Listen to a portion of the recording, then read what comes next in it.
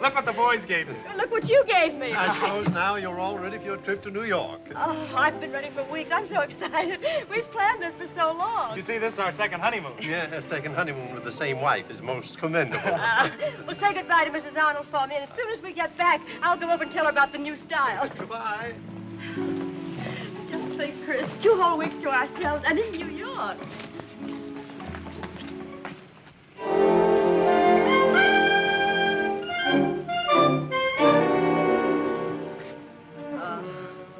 Just when I was feeling so good. Now, Mary, that's not nice. Hello there. Hello. Well, how do you like it? Oh, fine. Say, do you mind if I move that picture of Joe back a little bit? No, go ahead. Thanks. He's afraid the sun might fade it. Oh, I see. You know, if anything happens to that picture, you'd better leave town. I guess I'd better. Is it a good likeness? Oh, I wouldn't know. I've never had the pleasure of meeting Mr. Parker. You haven't? No. I know all about him, though. I could write his biography, complete with footnotes. I know what Chris and he did in grammar school, and high school, and college. Chris told me they played football together. Yes, I know about that, too. Play by play. How Chris ran interference while Joe carried the ball. Chris is still running interference for him. Really? But Mr. Parker isn't in the country, is he? No. Oh, no. Oceans don't bother Chris where Joe's concerned. Oh, Damon and Pythias, eh? Only more so. Mr. Damon was a piker compared to Mr. Price. Hey, I heard that. Oh, I've committed late majesty. Goodbye. Goodbye. See you when we get back from New York.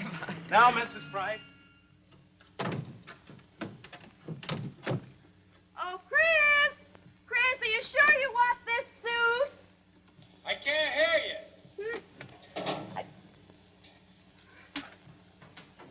Do you want to take this suit? What suit? The striped one. Yeah, if there's room, but I thought you weren't going to take a lot of stuff. Well, I'm not making room for what I'm taking. It's for what I'm bringing back. Oh, I get it. I get it. Hey, mister, I'm almost through packing. What are you doing down there? Hiding some of the family possessions. What possessions? 2 bottles of scotch. The boys at the bank wanted me to put it in the vault, but I decided not to put temptation in their way.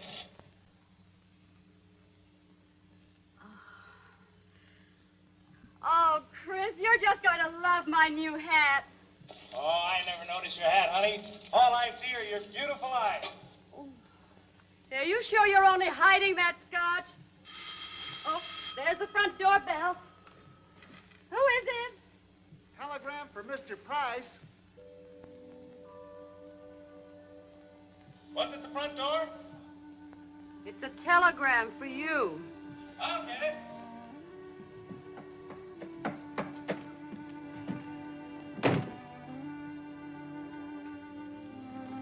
Oh, don't be so tragic, darling. Telegrams aren't always bad news. The last one was.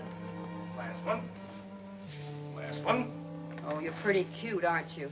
Maybe that empty alcove will refresh your memory. That wasn't a telegram, that was a cablegram. Whatever it was from Bad News Parker. Well, what do you do when your best friend cables you that he's in jail in a foreign country with cobras hissing at him? You send him $2,000 we'd saved up to buy a baby grand piano. But Joe's my pal. You wouldn't feel right playing that piano if I let him sit there in prison. You mean the way we sat on the pier on Lake Michigan and spent our honeymoon watching the seagulls? After we got there and found that Joe had taken the boat you chartered and went off chasing gangsters. And he caught them. That was Joe's first big story. That made Joe's reputation. As a matter of fact, that story was responsible for getting his job as foreign correspondent. It got us splinters squirming around waiting for him. Well, it did one thing for us, honey. It made me sure our marriage was all right. It did? Yeah. Any marriage that could survive that honeymoon could survive any catastrophe. Get that horrible little hotel. Oh, Mary. Oh, Chris, kiss me real hard. This second honeymoon will make up for all the things we missed on the first one. Will it, darling? Sure.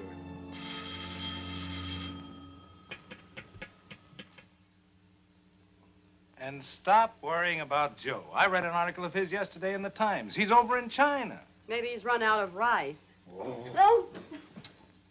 I hope you're the bearer of good news, my boy. I don't know whether it's good news or bad. I didn't read this one. Hello, Mrs. Price. Thanks. See, just a plain telegram, not a cablegram. Feel pretty silly? Well, open it, honey. I've got that awful feeling. You open it. Pretty old-fashioned to think that telegrams always bring bad news. Mary, it's from Joe. That's what I was afraid of. No, he doesn't have to get bailed out. He's coming here today. Listen to this. Arriving Central Airport this evening. We'll be at your house around 7 o'clock. Can't wait to meet Mary. Be there. Important. Joe. Isn't that swell? Have you got woman's intuition? Yeah. Have you got the railroad tickets and the money? Right in the old sock. Uh-huh. Mary, what's the matter, dear? Every time we plan anything, every time we get our hearts set on something, up pops Mr. Parker. Oh, now, Mary, you don't know Joe. Just wait till you meet him. I'll wait to meet him till it's time to catch the 902 for New York tonight. Joe Parker or no Joe Parker, I'm going to be on that train. I'd love to have you along.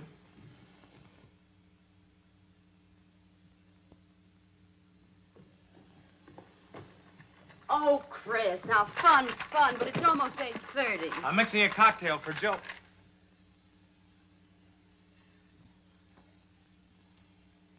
Are you really going to wear that hat? Well, certainly. What's the matter with it? It looks like an ashtray. Why don't you wear the big one? Because I like this one. Anyway, the trunk's gone, and you don't know a thing about hats. Oh, I guess not. Did you say the trunk is gone? Mm-hmm, it's on its way. Well, suppose Joe's just a little bit late. Well, then you pin a note on your pillow and tell him you've run off with the woman you love. Oh, be serious. I am. Oh, Lord. You're a darling. You're wonderful. And I love you more than's decent. But this time I'm going to be the boss, and we're going to New York. We can go tomorrow. Tonight. Come on. Get your coat on. I'll finish this. Put a little more ice in. No prussic acid? Oh, you'll change your tune when you meet him. Get your coat on, dear. I still don't like that hat. You'll like it less when you get the bill for it.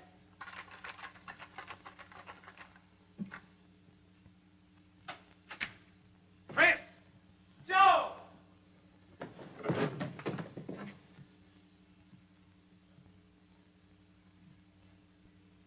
You're Mary. Chris, you old son of Joe, a gun. boy, am I glad you got Let me here. take a look at you, Gee, man. you look great. I thought you were in China. I was last Thursday. That's just what I told you, Mary. Oh. Well, this is Joe. Well, I suspected that. Say, that is the prettiest hat I've ever seen. And you got shoes on. Oh, you don't know how swell it is to be back in a country where women wear shoes. That's a little late, but I guess a guy's entitled to kiss the bride, eh, Chris? Oh, I don't know. Mary never quite forgave you for not showing up at our wedding. Yeah, we waited for you for 3 hours, and then the family started to talk about shotguns. Mary, you brightened many lonely hours for me. Huh? You know, she is the picture, that picture you sent me. Oh, I sent him one of those big ones. You know, that hat really gets me. Say, how did he get you to marry him? He didn't get me. I got him. That's why I'm living here quietly in Catoosin while you ramble all over the world. Ah, you lucky people. Maybe this is what I'll do. Oh, not you. Can you imagine him living in a town like Catoosin? Give you 2 weeks, you'd be off to London, Paris, Cairo. No, Chris. That's all finished. In a jam?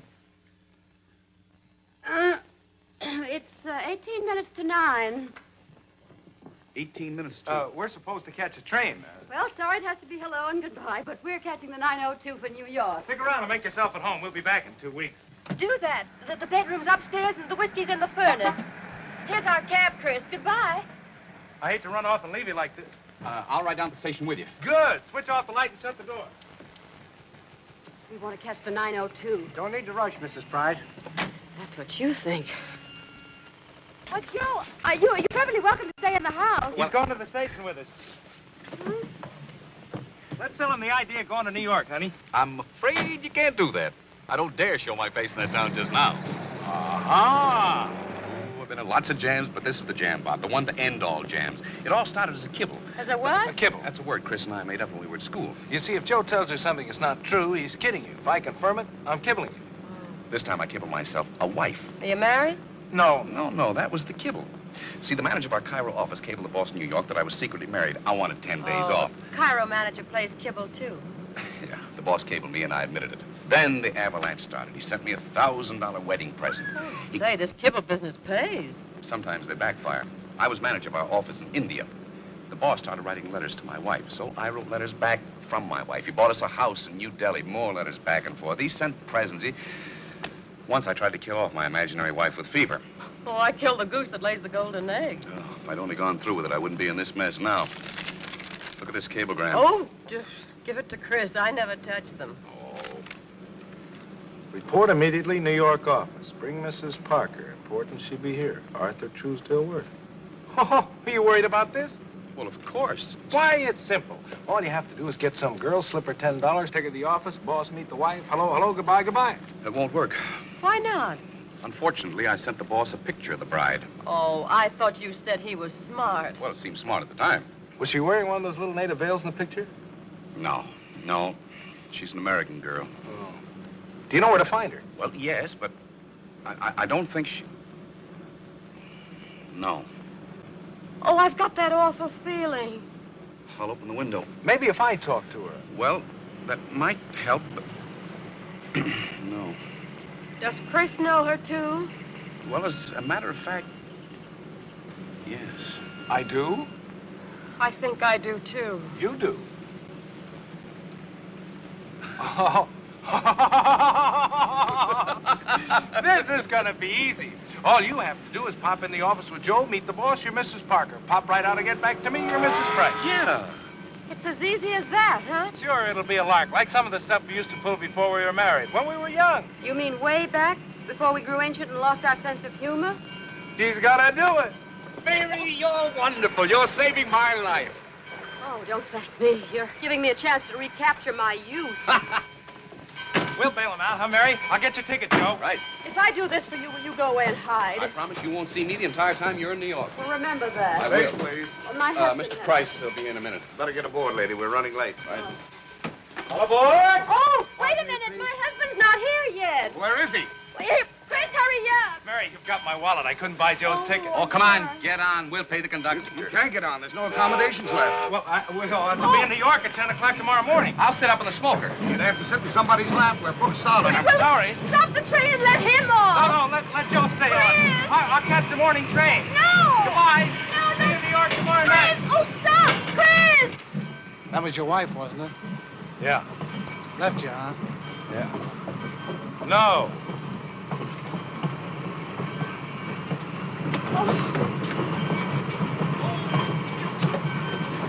What a guy. Who in the world would do a thing like this but Chris? Nobody.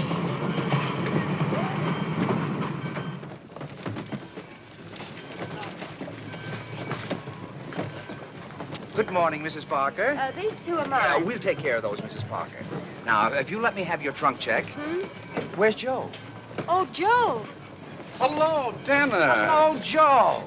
Well, Mary, we must be pretty important people when the boss's right-hand man comes down to meet us. Your trunk check, Mrs. Parker. Oh, yes, certainly. How's AT? Oh, fine. Good. Now, Don't you think it would be safer if you told me something about our married life before I meet your boss? Yes, it would be, but not with old Big Ears around. I'm not good at mind reading. well, AT is waiting at the office for you. I think I'd better go to the hotel and freshen up a bit before I meet the boss, dear. No, I think we'd better go right along. We can't keep AT waiting, can we, Joe?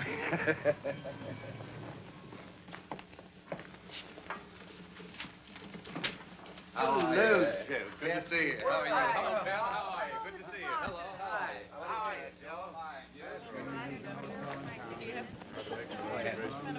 Hello. How are you? Why, hello, Mr. Parker and Mrs. Parker. Aren't you both thrilled to be here? Oh, indeed we are. Speak for yourself, dear. The Parkers are here, Mr. Worth. Mrs. Parker likes India. Really? Mm-hmm. It's the curry and the kibbles. I'm crazy about them.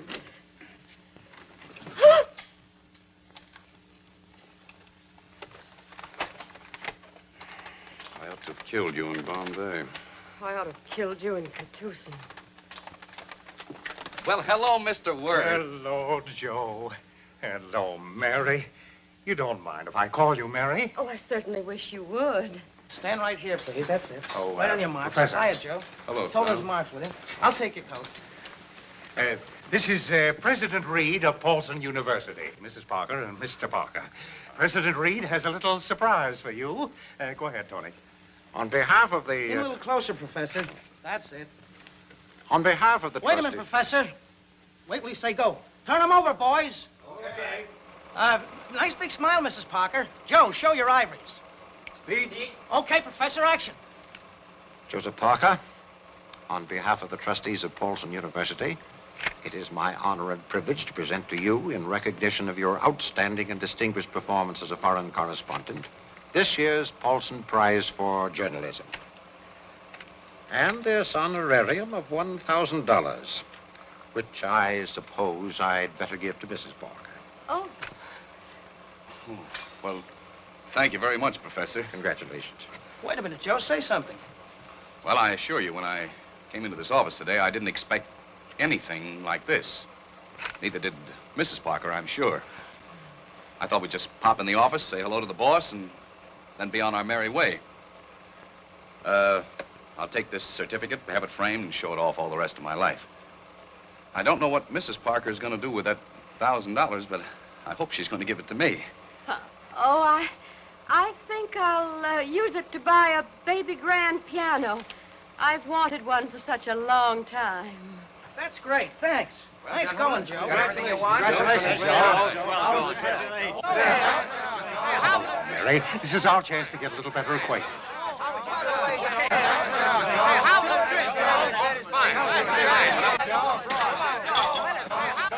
Mary, we'll have a little cup of coffee.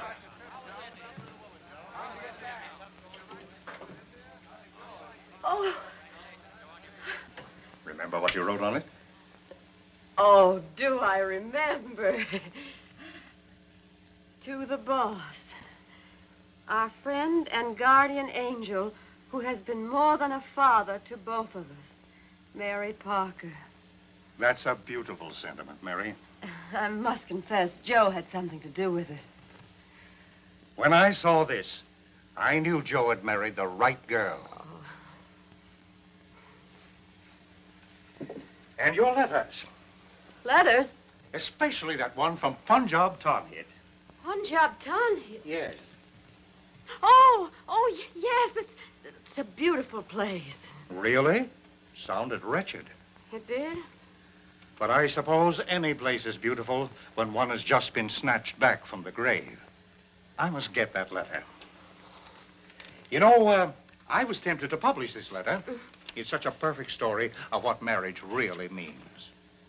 You worship him, don't you, Mary? Yeah. Joe should hear this letter. Yes, I'll get him. Joe! Oh, Joe! Oh, I'm not very modest, am I? Call me? There's something I want you to hear. Oh, that's one of Mary's letters. One of the most beautiful a wife ever wrote about a husband. Sit down, Mary. Sit down, Joe.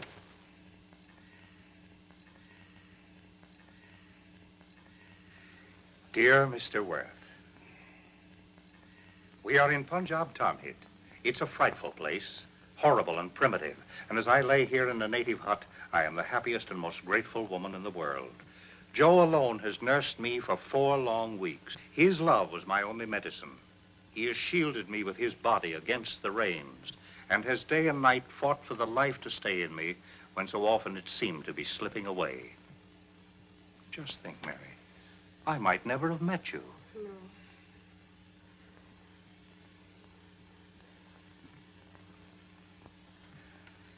I fear in these weeks he has poured his own vitality into me, that I have been kept alive by his heartbeats rather than my own.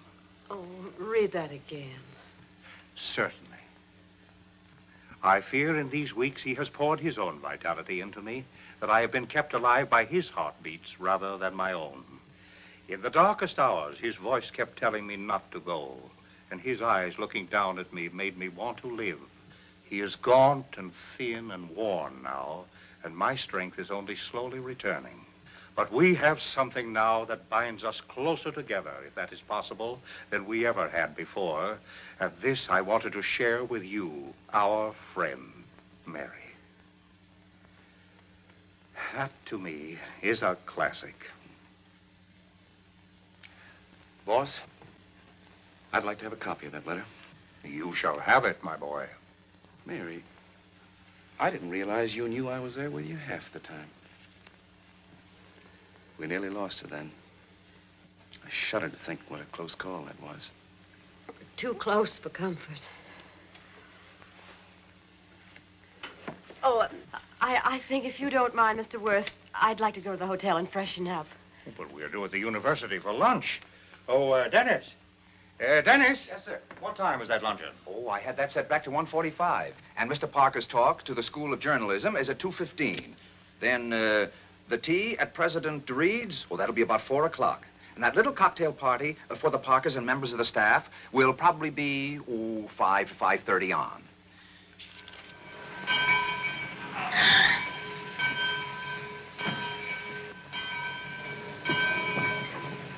Let me have the Cleveland paper. He didn't come in tonight. Oh, that's funny. First time that's happened since the big blizzard. Made up your mind to follow her, huh?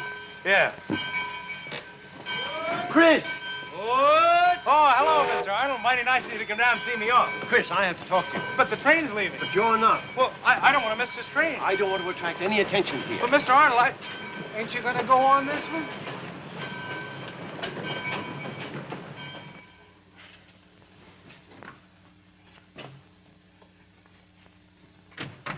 Mr. Arnold, Shh.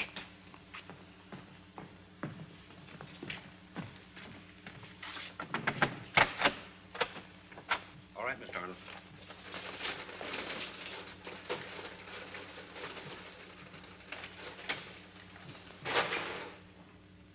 Bank examiners? What seems to be wrong? We'd like you to answer that, Mr. Price. Mr. Elkins, this bank is in excellent shape. We'll be the judges of that. Who's responsible for all this? You, Christopher. Yes, you. Mr. and Mrs. Joseph Jefferson Parker arrived in New York today, and Mr. Parker was awarded the Paulson Prize for journalism. Mrs. Parker was present at the ceremonies. A man who'd live with another man's wife might steal another man's money. When the people in town read this... They're not going to read it. Brown was on the Cleveland train and spotted them. I bought them all up.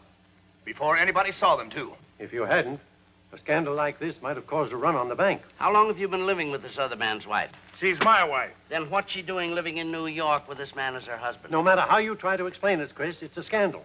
And scandals are bad for banks. It's not a scandal, Mr. Arnold. This fella is Joe Parker. We can read. Joe Parker's my best friend. You've heard me speak of him a lot. But that's Mary, and it says... Never mind what it says. Of course it's Mary. Oh, she expects me on that train. Just a minute. Don't talk about any trouble at the bank. Somebody might be listening in. Whispers spread like wildfire in this town. Mr. Arnold, don't look so worried. I know how you feel. It's a terrible mix-up. Here's what happened. It was a kibble. What's that? A kibble? Oh, hello? Give me long distance. New York City, Randolph Hotel. I want to talk to Mrs. Parker.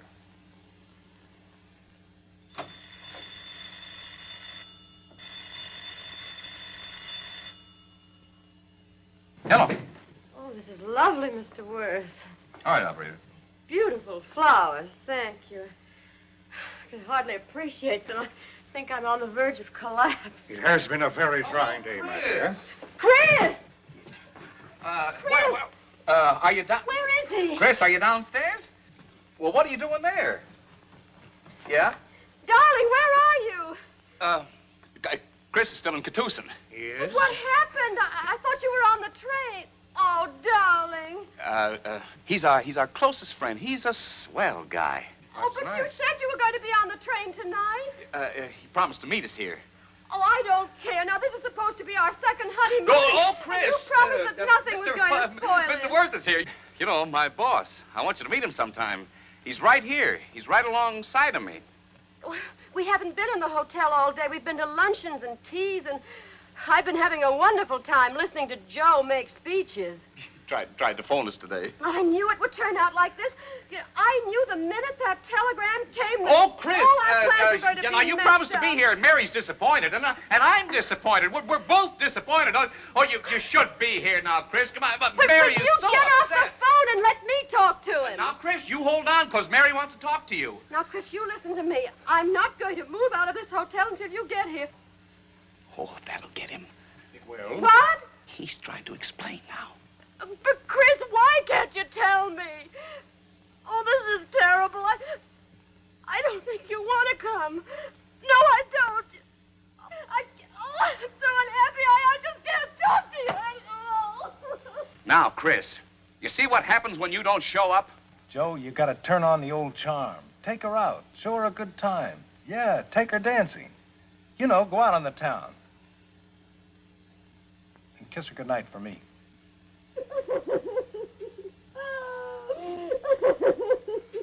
I don't think she'd like that. Well, I'll do what I can. Goodbye.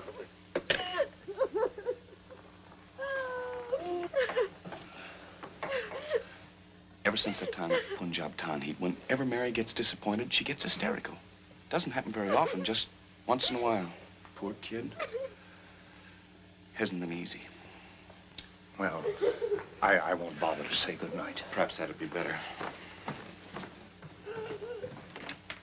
Good night, Mr. Worth. Good night, Joe.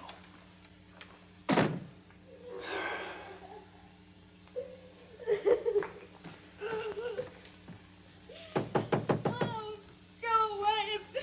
If there was a fire axe here, I'd heave it at you. Mary, I told you to go away. Chris must have had a good reason for missing that train. He'll explain. Look, Mary, get yourself all draped out and we'll see the town. Then when Chris gets here, you'll know where to take him. How about it? No. Oh, now, Mary, come on. We'll have a lot of laughs. No. Mary, now, will you be reasonable? No.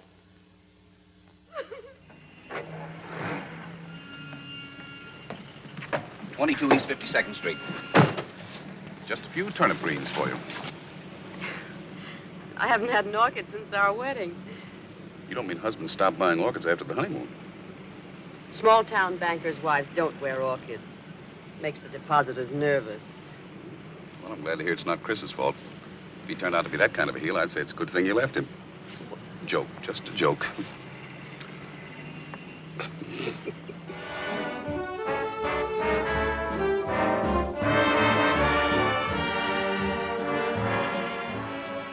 Lose something, sir? Oh, no, just watching the dancers. I'm in the shoe business. Oh.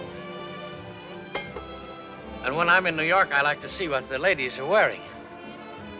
My customers, they like the New York styles. Oh, you're from out of town? Oh, yes, sir. Catoosin, Ohio. Where? Catoosin.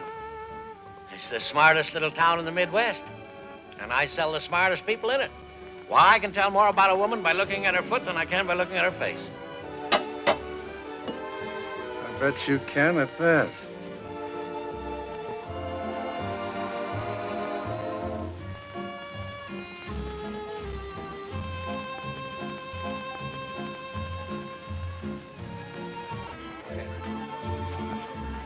Nice to have you back, Mr. Parker. Thank you. Bring us two of your specials. Yes, sir.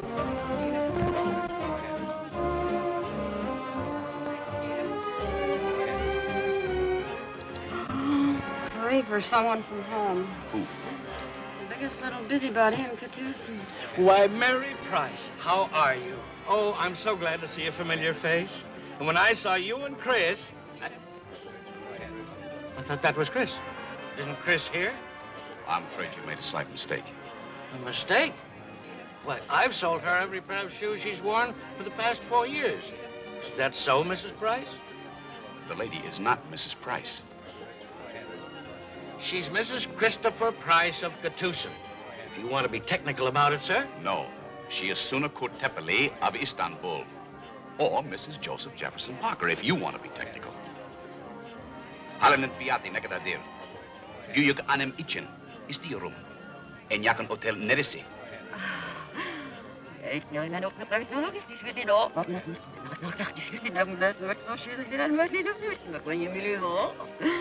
Oh, well, that's very nice. Mrs. Parker says that she's highly complimented that you took her for an American girl. She likes American girls. I sell Mrs. Price shoes. And I'd swear... Please. No. They look so much alike that I just wanted to see if they had the same size feet. Sir, a woman's feet are never mentioned in Turkey. I'm sorry. But it happens to be my business. It is none of your business. And good night. Manyoma sijaksu. Koyunus.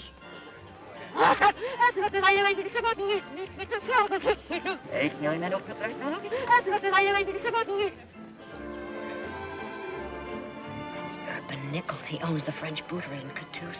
I don't think he knows who he is himself right now. He's really mixed up. Say, your Turkish amazed me. Imagine what it did to me.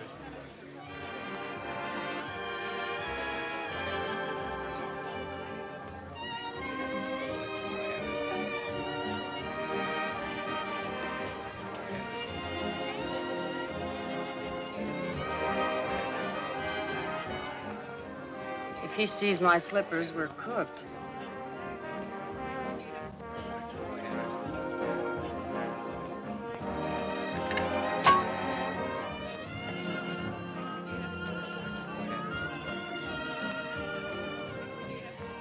What's the matter? He's gone. Well, your Turkish must have driven him into the night. Well, I'm glad it was that bad. Yeah. Well, let's drink a toast to the grandest guy in the world. My husband. To Chris.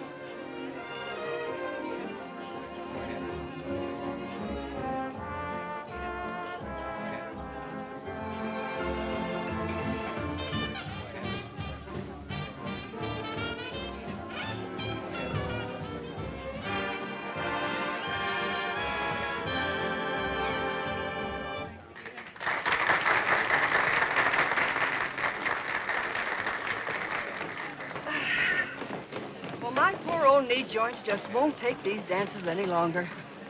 Well, I've torn my stocking.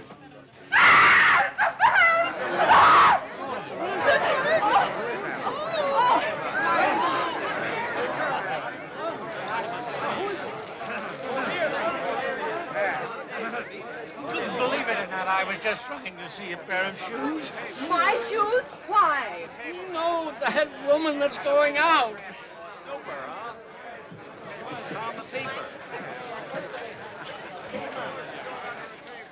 Don't mind her. She always folds up around this time.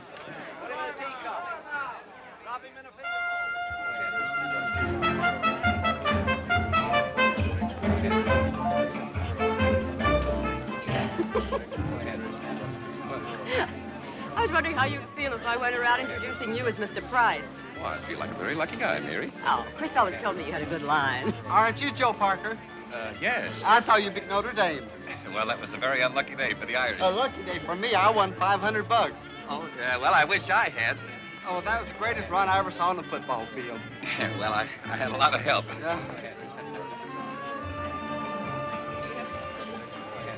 Hey, wasn't Chris in that game? Oh, I should say he was. He took out an end, two backs, and a safety man. If that meant for him, that guy'd have lost his 500.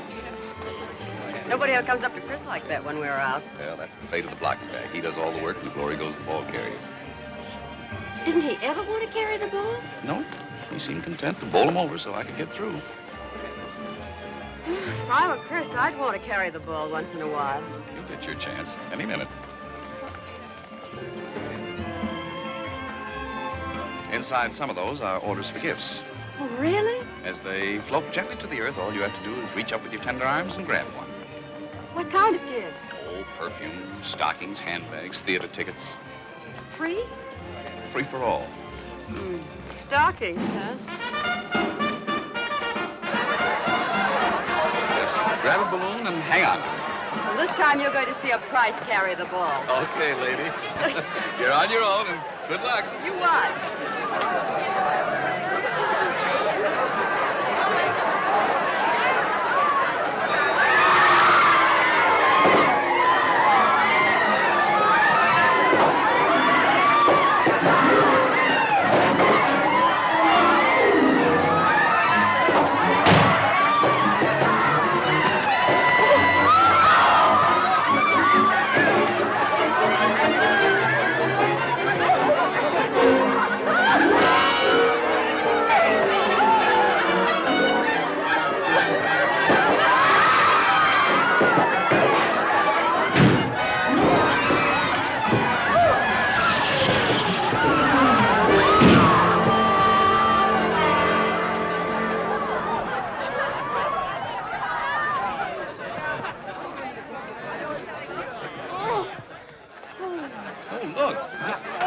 Wait a minute.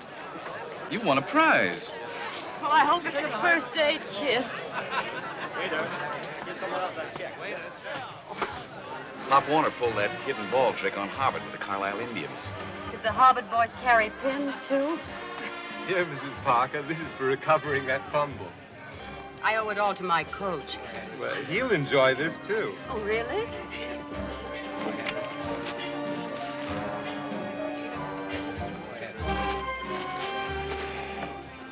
Uh-oh. What? The shoehound. Well, is she a Turk or is she not a Turk?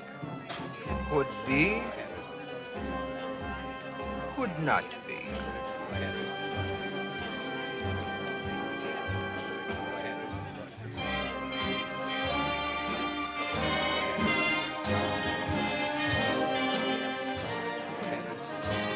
He's gone.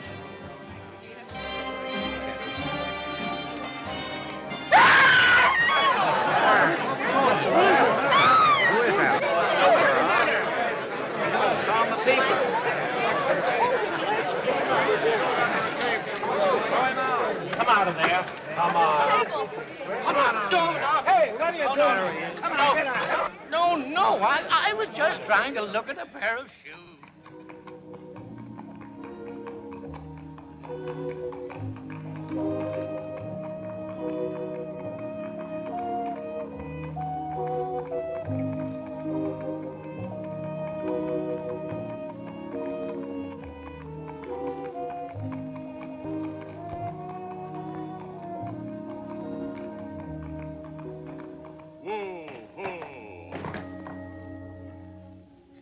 We're at the hotel, sir. Wake up, Mary.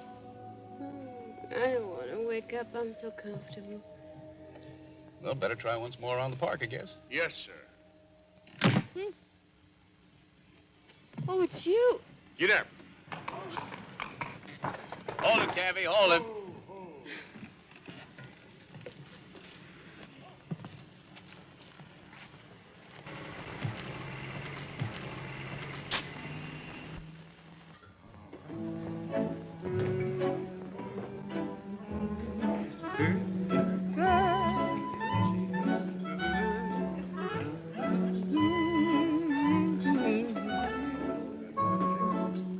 Plenty of bitters in that, Harry? Yes, sir. Hello, Blanche. Oh, how are you, sweet? Joe Parker. Listen to me, you roving Romeo. I don't want married men calling me up like this. But Blanche. But nothing.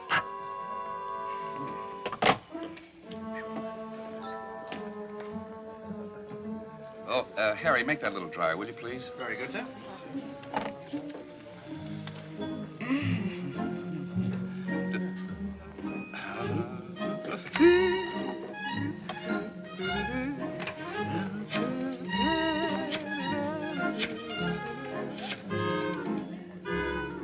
Harry, put a twist of lemon peel in that, will you? All right, sir. Hello, Jenny. Oh, it's good to hear your voice. How are you, sweet? Yeah, well, don't hang up now. Joe Parker. Well, hello back. Oh, you are? Oh, who's the lucky guy? Oh, you have, huh? Little girl. Is it good and dry? I think so, sir. No. I was talking to the waiter. Yeah. Oh, yes, sure. We'll call you. Love to see the little girl. All right. Bye, Jenny.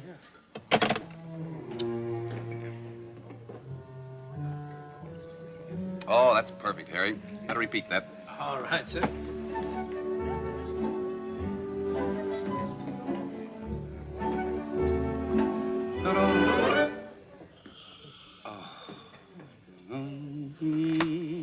Susie, like Susie, ooh, da da da da da da. Hello, Susan? Yes, it certainly is. How are you, sweetheart? Listen, Harry, get 2 tall Pilsner glasses, remember? And fill it with shaved ice. Yeah. You know where I am? Yeah, that's right. Come on over, will you, Susie? Same bar, same drink, same girl. Hi. Oh, that picture in the newspapers? Oh, I'll explain all that to you when you get here. All right, hurry now, will you, Susie? Okay. Bye.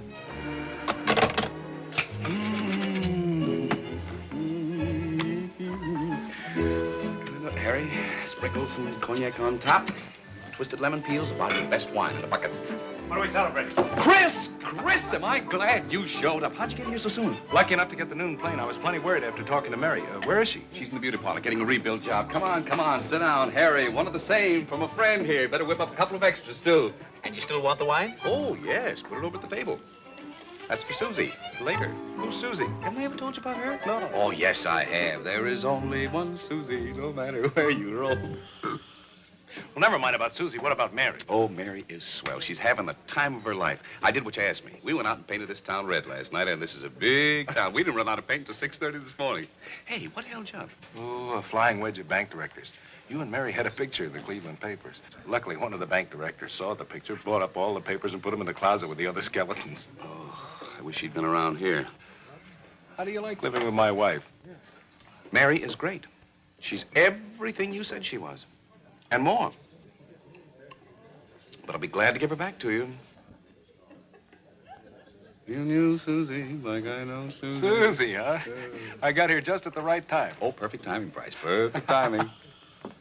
Oh, your husband is right over there. Here's our wife now. Chris! Mary. Touch the same for Mrs. Parker.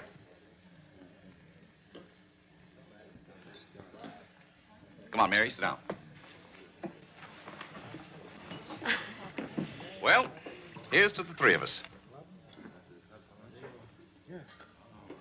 Gee, Mary, I've got a lot to tell you. I have a room in your name right across the hall. Yes, I know. My bag's up there. Why don't you two go on up there and save my reputation? Oh, isn't he considerate? He just wants to get rid of us. He's waiting for Susie.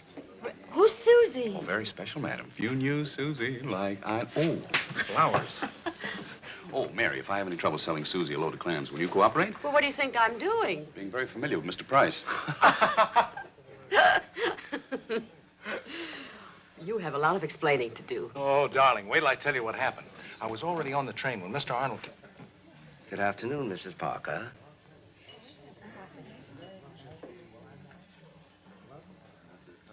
Who's that? That's the house detective.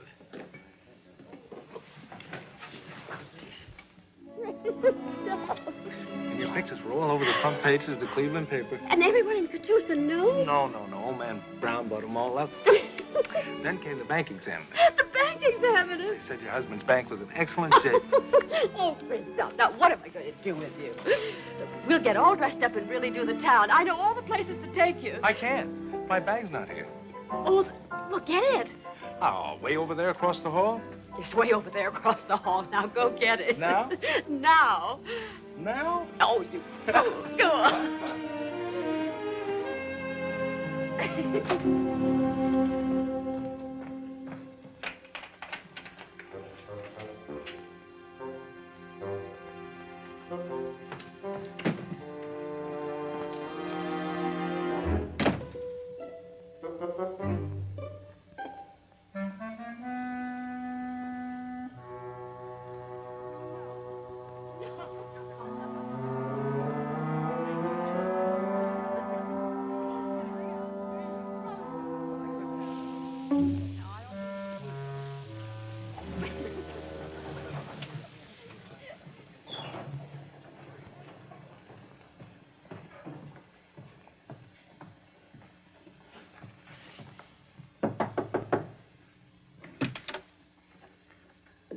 Beg your pardon, I thought this was 2112.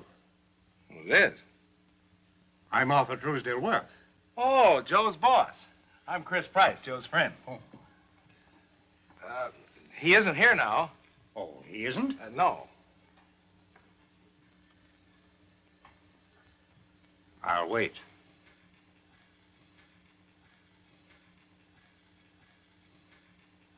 I don't know when he'll be back. I'll wait, thank you.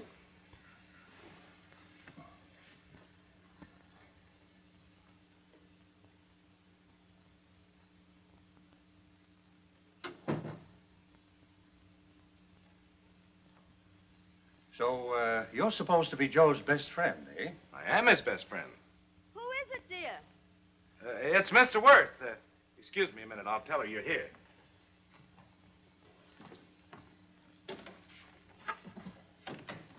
Did he go?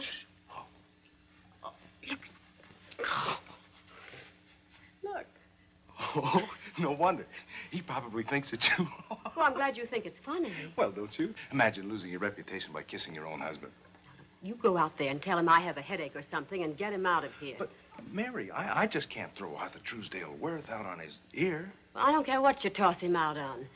Enough's enough. I'm tired of jokes. Now, you get rid of him. I'll get rid of him, but I've got to be diplomatic. We don't want to get Joe in a jam. Oh, Joe. Look, let's just think about us. We'll pretend that we don't know a single human being in New York but each other.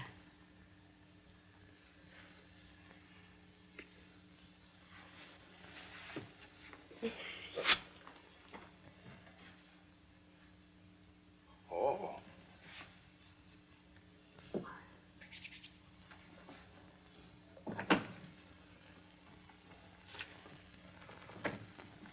Mary has a headache. She hopes that you'll excuse her, Mr. Worth. Oh, I'm sorry. A little bit too much excitement, I guess.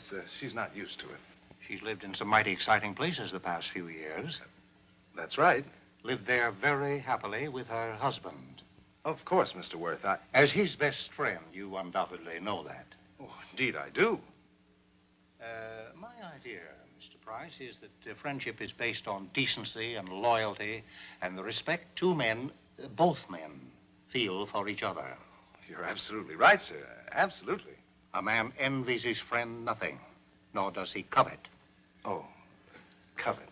Neither his property, nor his goods, nor his wife. You've read the Ten Commandments, I suppose? Oh, yes. All of them? Oh, yes, indeed. They are still the basis of our social law. You bet they are. Love thy neighbor. That means to respect the dignity of your neighbor, his home, his family. Oh, Chris, can you come here? You don't mind. I mean, she probably wants a headache powder. Excuse me. Certainly. Come in.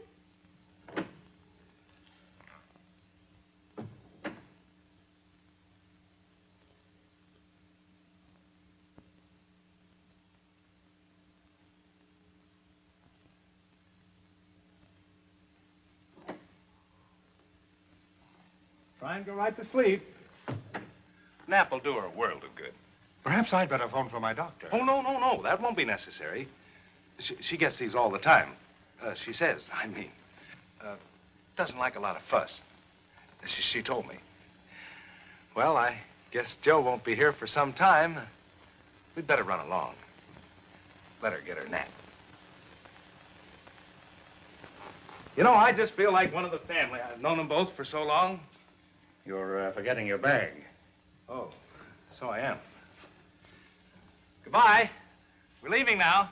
You know, I like talking to you. You do? Yes, I'd like to get better acquainted. Well, thank you, Mr. Worth. Why don't you run down to my place on Long Island tonight? Stay for the weekend. Well, tonight? Well, thank you, but not tonight. I have a big date. Oh, well, that's too bad. Now, goodbye. I'll tell Joe you were here. No, aren't you coming along with... No, I've decided to stay here a while longer. Thank you.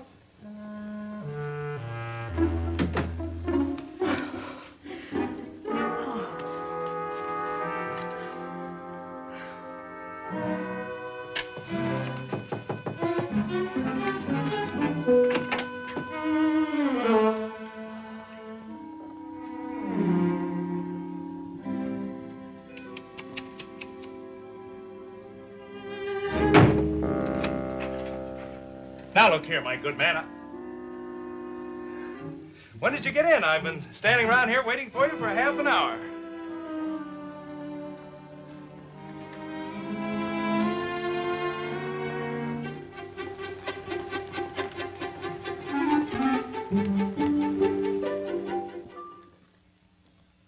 I've seen a lot of things working in hotels for 20 years. Take my tip, son. Don't start stealing other men's wives. It means scandal, disgrace, and ruination. Especially when old man Worth is in the picture. He's a hard man and a powerful one. If he thought you were trying to double-cross one of his friends, he'd smear you over the front pages of his papers so fast, you'd be a marked man no matter where you went. You'll come by and thank me for this someday. Probably check in at the hotel with your own little wife. Now, you go across the street, get a room. Women won't worry you over there.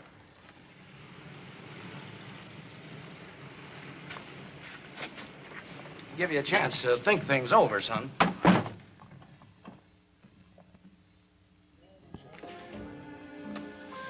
Susie, you must trust me. Does your wife trust you? But I tell you, that's all over. That's finished. I wish I could believe you.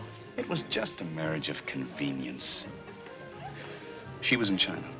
She was sick and homeless. The man she had come out to marry was my best friend. He died in my arms. Get her back to the States, he said. Get her back before it's too late. But there was only one way to get her back.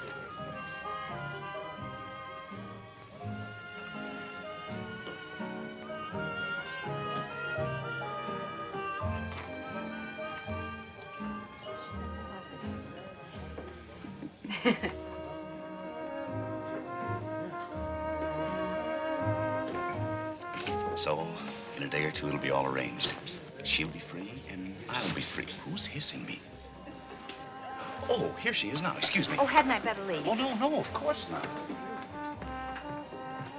You're just in time. For what? Susie is over there. Oh, how nice. I need your help.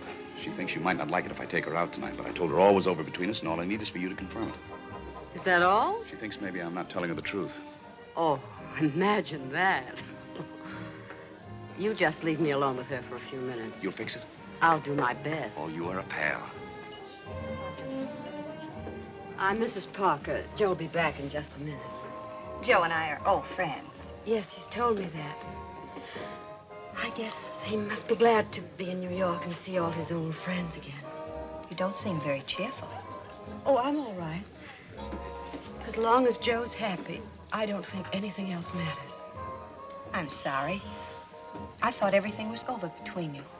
Oh, it is. Believe me, it is.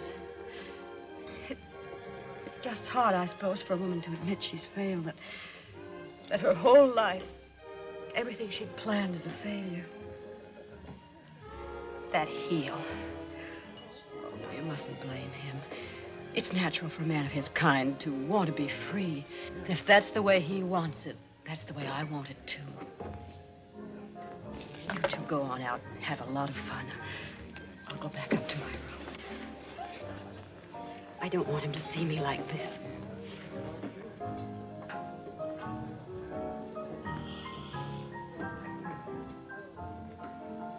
Isn't she swell? She certainly is. Oh, yes. But you're 10 degrees lower than I thought you were. She's so in love with you, she can't see straight. And if you think I'm going to have anything to do with breaking her heart, you're crazy. Susie.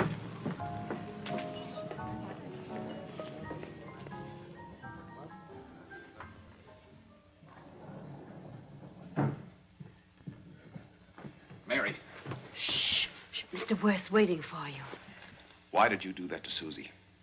I don't know. I guess it was just seeing you with another woman. What? I don't know why I did it.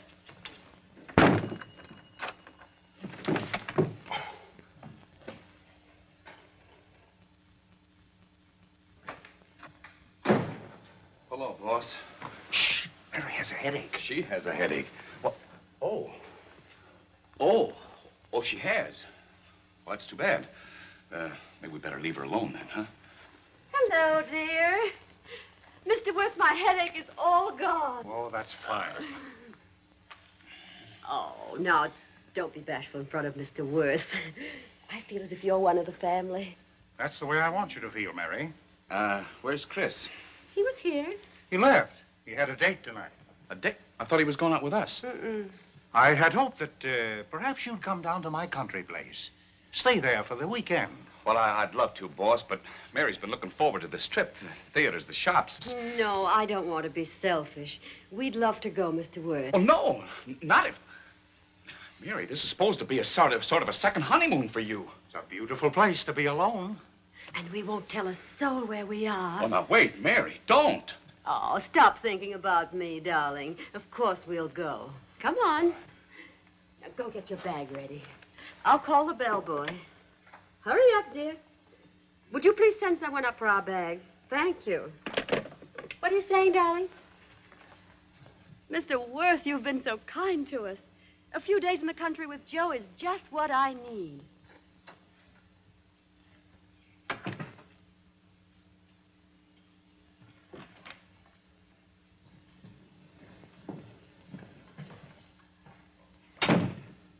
Parker? Hello. Say, you can do me a favor. You know my friend Chris Price, the fellow in room 2109? I think I know the fellow you mean. Yeah.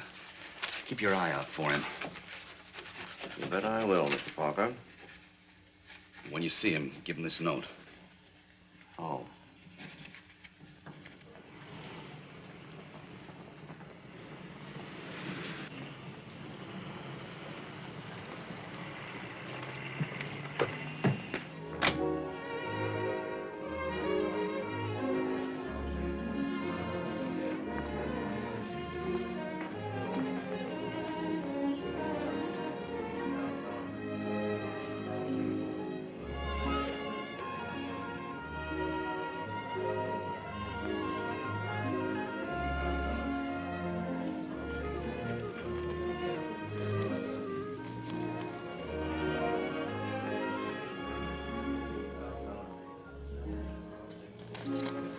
Well, I'll be there on time. Goodbye.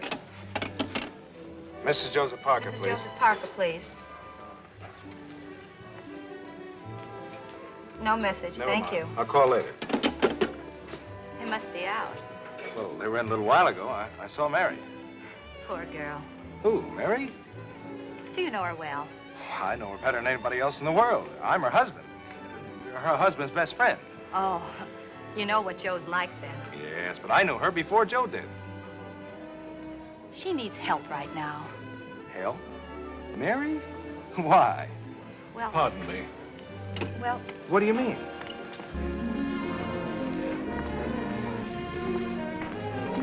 I was just calling Mrs. Parker to apologize to her. How long have you known her? I just met her.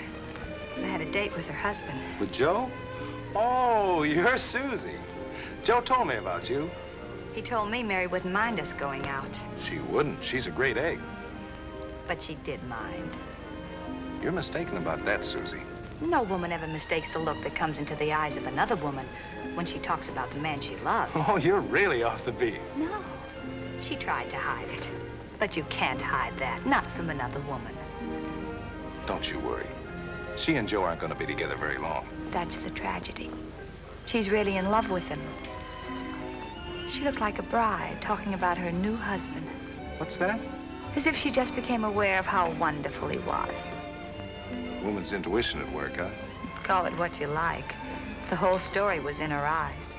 She's so in love with Joe Parker, Susie, I'm the guy she's in love with. You? Oh, I'm sorry. I didn't know. I must be going. I'm late. It's all right. Things were settled a long time ago. You're a nice man, I think. What I told you won't make you jealous, will it? Me? Jealous of? No. And maybe you'll make her forget him. Trust me. Don't forget it's awfully hard for a girl to forget a man like Joe. Goodbye. Goodbye. Good evening, Mr. Price. A nice little disguise you're wearing, but it was better when you had this on. I would have spotted you, though. You forgot to change your walk. Will you have a drink? Never touch it when I have the badge on. Mr. Parker left this for you. Oh, thanks.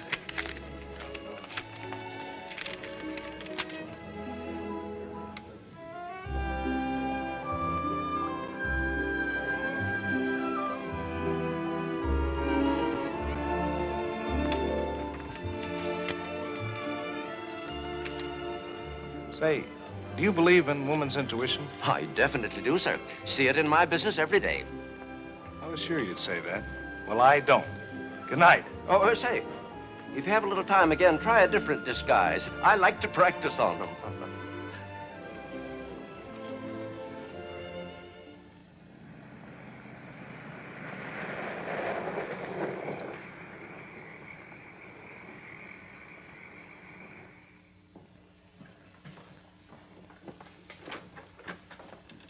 Come in, children. Come in. Well, I hope you'll be very comfortable here. Oh, thank you, Mr. Worth. Isn't this lovely? Yes, dear. Boss, I was intending to do a little work. Perhaps, if it's convenient. I thought maybe you had a smaller room where I could put a typewriter and I wouldn't disturb Mary. Nonsense. You're not going to do any work. This is a vacation. Oh, yes, Joe. That's all you ever seem to think about, work. Oh, isn't this romantic? Come and see the moon, darling. It's so beautiful.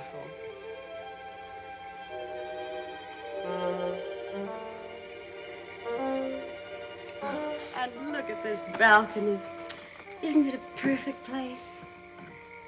Yes, it is. Mary, dear. It just does something to me.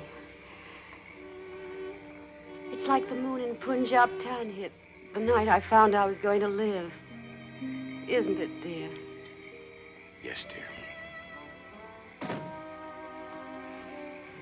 Oh, I'm so glad we're here together. Hear the crickets? Yes, dear. Don't they sound happy? Yes, dear, they do sound happy. Oh, I'll bet they're not as happy as I am. No, dear. You can save all that stuff now. Mr. Worth is gone. Oh, I'd forgotten he was ever here. What? Well, I did. Mary, what's come over you? I don't know. Look, Mary, I know you held my hand in the car just to impress Mr. Worth. Yes, of course, Joe. And I know several other evidences of being nice were part of your desire to help me. But Joe. Yes? You've known a lot of women, haven't you? Well, I suppose so. Everybody knows a lot of women. And you know a lot about women, too. Well, now, wait a minute, Mary. Don't get the wrong idea about me.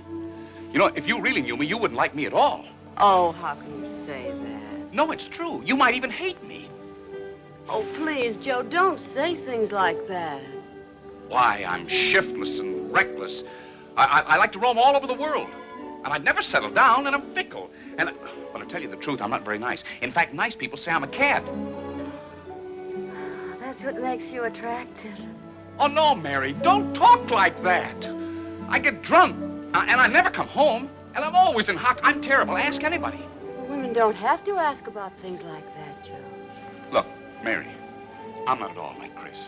Chris is a fine fella. He's honest. He's loyal. He's faithful. Chris is the salt of the earth. He's one of the greatest guys that ever lived. He's everything that's fine. He's a real man. He's a fine husband. Yes, but you're exciting, Joe. You're different. But, Mary, Chris is my best friend. I'd die for him. I'd do anything in the world for him. Chris is fine, Joe. But he'd do anything in the world to make you happy.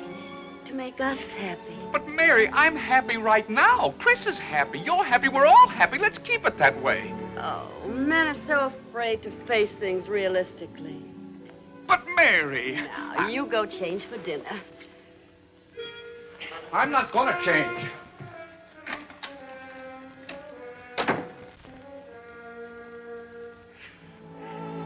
I'll teach him how to play kibbles.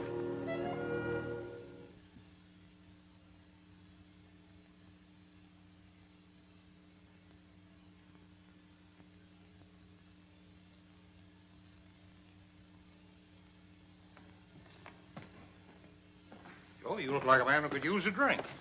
Oh, no, thank you, boss. I was just thinking. I always look like this when I'm thinking. Nothing troubling you, I hope? Oh, not a thing. Not a trouble in the world. Mary all right? Yeah, she's fine. She's changing for dinner. Oh. I'm having a few other guests in, Joe. It was too late to cancel them out. Oh, that's fine. The more the merrier. Of course, if we're overcrowding, I could run into town tonight. But they're only coming to dinner. Oh. Joe, you and Mary haven't been having a little tiff, have you? Mary and I? No. You've noticed him. Well, it's nothing serious, I know. I understand those things happen in the best of families. Oh, it's just a little flare-up. No, thank you. Mary's kind of high-strung and spirited. Sometimes she gets carried away with an idea about something or somebody. It passes just as quickly as it comes. Well, I'm an old bachelor, and I'm not going to start giving advice to married folks at my age.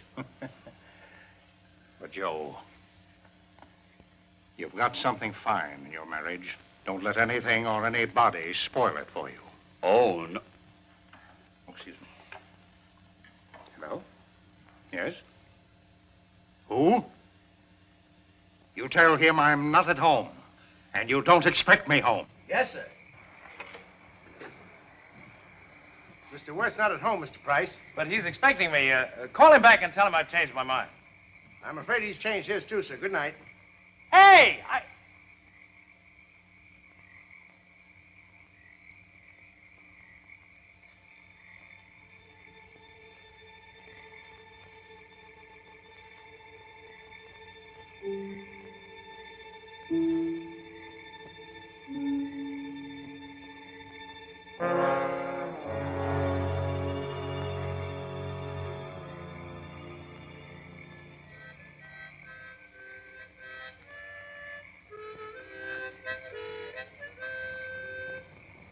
You've just heard a harmonica solo played by Julian Lamont. Don't go in there. Here, boy. Here, boy. Hey, what's this now? Tagger's in there. A tiger? No. Tagger's my dog. He pulled the leash out of my hand and ran through your gate. Gee, I hope there's nobody out of doors. What, is it vicious? No, just temperamental. Here, boy. Here, Tagger. I was taking him to the vet. Will you see if you can find him for me? He's a Great Dane, about so big, frothing at the mouth. But don't think he's mad. Oh, no. He's just overheated. Oh, I see. And don't touch him. Oh. Just coax him back. No, boy, I can't. I work here. I can't leave the gate at all. Are there any other dogs in there? Oh, no. Mr. Worth don't fancy them. Oh, that's too bad. Tagger will be right in the house if he finds a door open. In the house? Yes. He better not go in that house. Have you got a bone? Bone? No, I haven't. He'd better not go in that house. Tagger, there he goes, up the driveway. Can you hand him yourself? Sure. He eats right out of my hand. Oh. Go ahead, get him. Here, Tagger.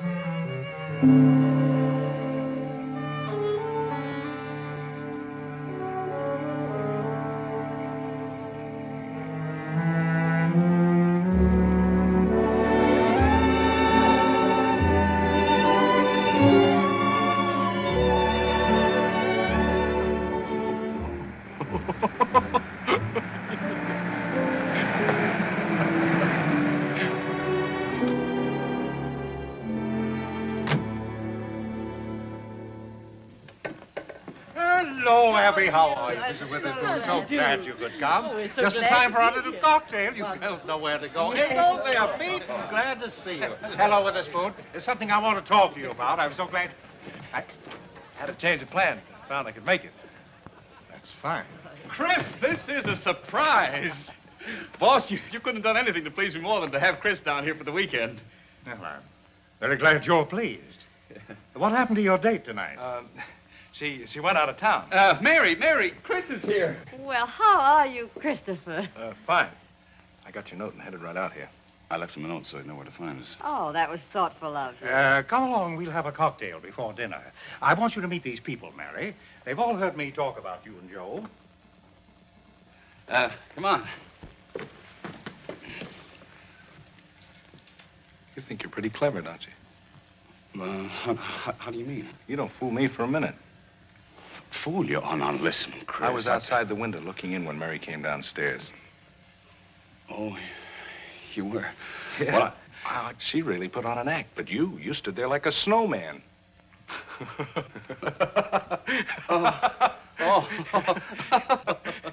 Standing on the outside looking at the inside, she almost had me fooled.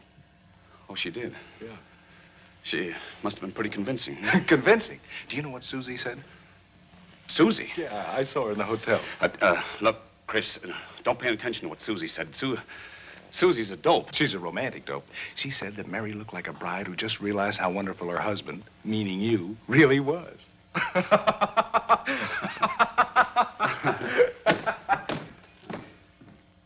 loved hearing your stories about the Far East, Mr. Parker.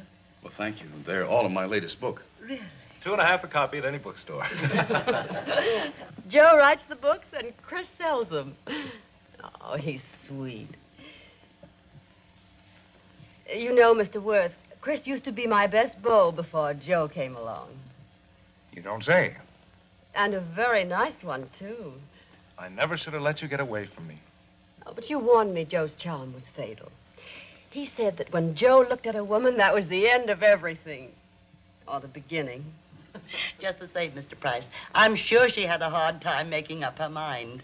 Thank you. How did you make up your mind? Oh, I just kept thinking of what life with Joe would be like. I told you it'd be wonderful.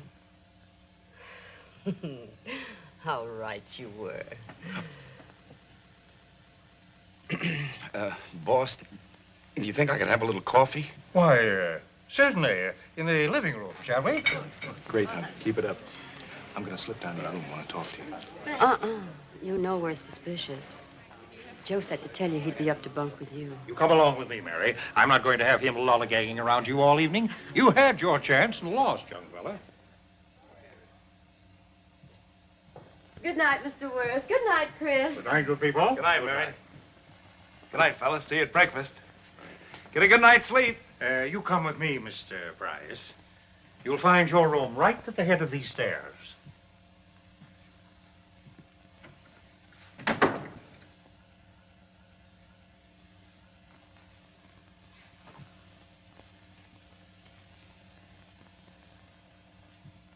Oh, that lovely moon's gone. Now, don't start that again.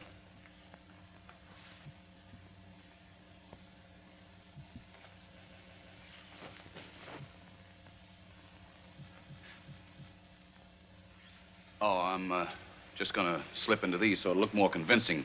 In case I run into the boss on my way up to Chris's room. Oh, I told Chris you were going to stay here. You what? On the balcony, just so the servants won't think it's odd. And what did he say? He seemed to think it was a fine idea. He did. But his place is down here with us, with you. I'm going up and talk to him. I'm going too. We might as well all be together when I tell him.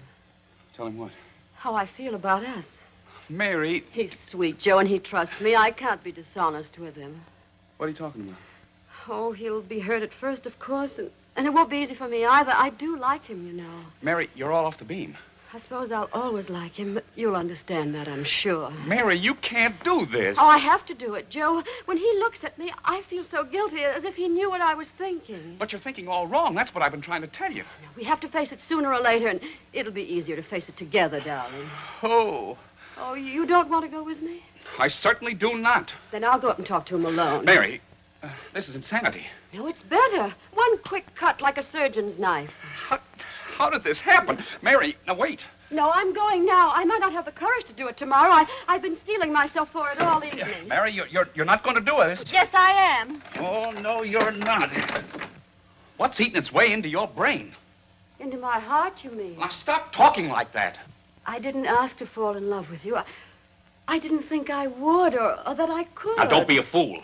You're my friend's wife. I am not in love with you, Mary.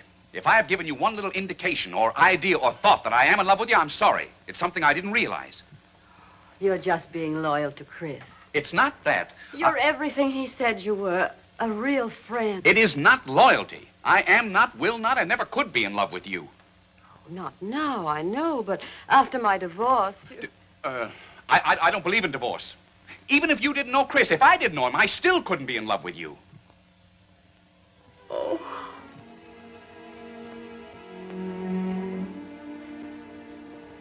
I'm sorry I had to be so rough. I don't mind. But I just had to make you realize how unthinkable this is.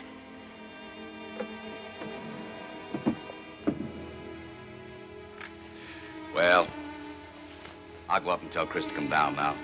Tomorrow you'll laugh about this. Tomorrow? Tomorrow's a long way off sometime.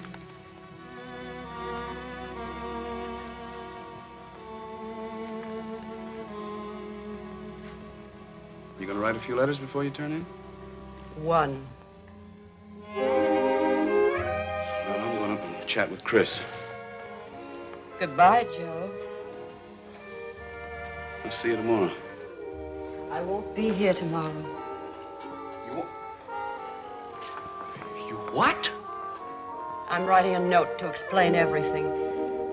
Just as soon as I do that. I'm going to get Chris right down here. Goodbye, Joe.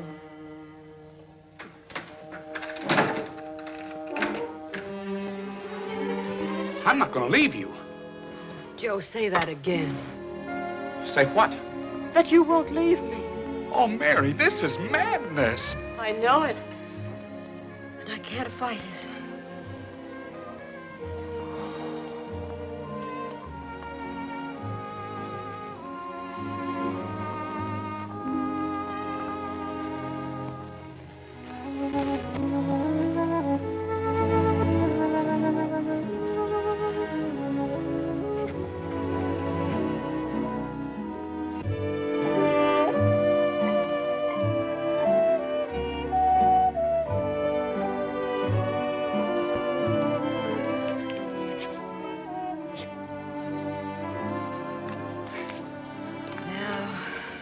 Done.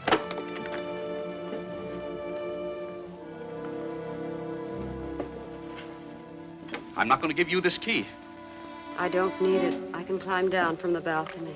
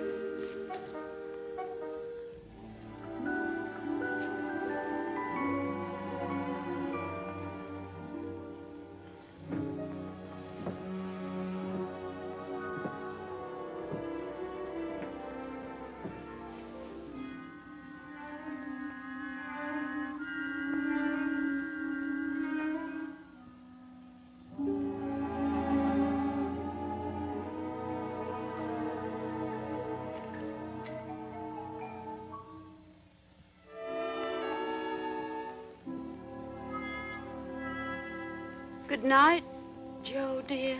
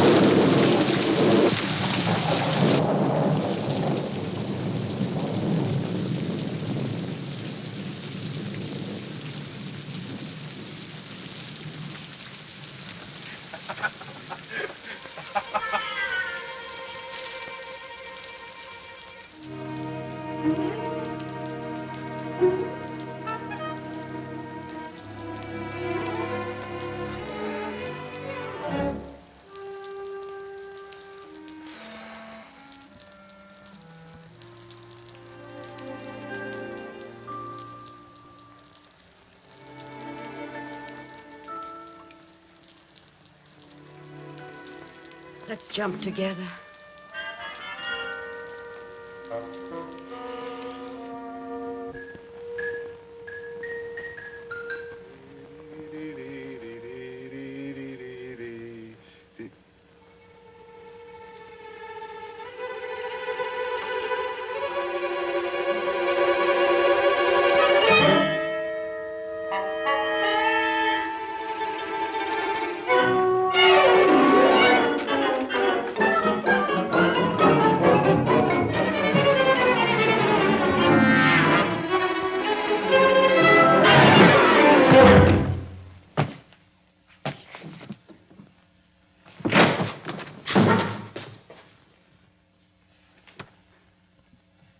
What's the matter, Chris? What's the matter? Why, I took your tip and stayed out in the balcony. What'd you do, dodge the raindrops? No, I was undercover. You're out in the open now. Well, what's the meaning of this? It means I'm getting out of here, and she's going with me. And I don't want any more talk from you. You can't get away with this. Kibble. I'll get away with it all right. And if you don't think so, just try and stop me. I knew the minute I saw you I didn't like you. I wasn't crazy about you either.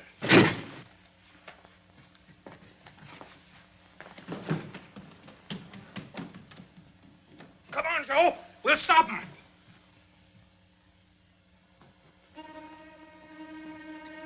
Joe.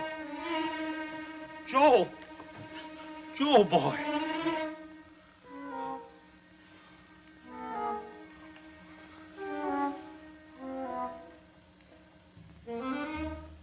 Gone. She's gone. Come on, boy.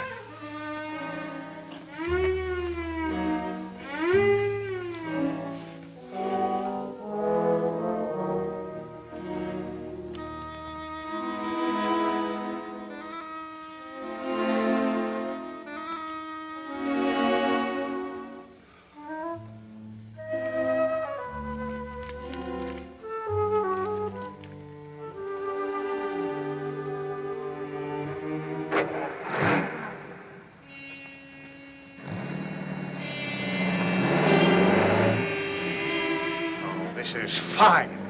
The fools have stolen my car. I'll call the police. No, boss. Let them go. Let them go? Why, I'll hound them to the end. No, boss. Maybe she'll be happier now. Joe, you're too noble. You've been blind. I knew that fellow meant no good from the very day I met him. You did? Well, I just remembered something. It happened in Punjab Tanheed when she was delirious. She murmured his name. She did. I always wondered why. Now I know.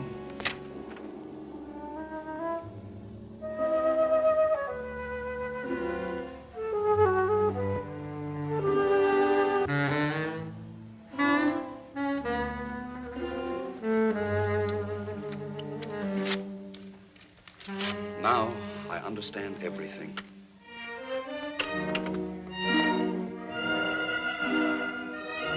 Send me back to the Far East, boss. Send me back to my work. Our work. The rest is ashes.